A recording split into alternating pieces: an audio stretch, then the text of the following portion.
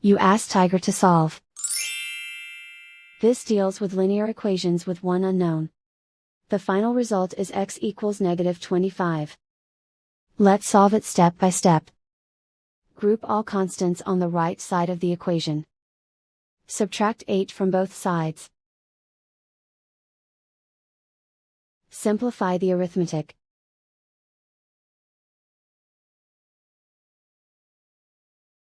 Isolate the x. Multiply both sides by 5. Group like terms. Multiply the coefficients. Simplify the fraction. Simplify the arithmetic. And so the final result is x equals -25.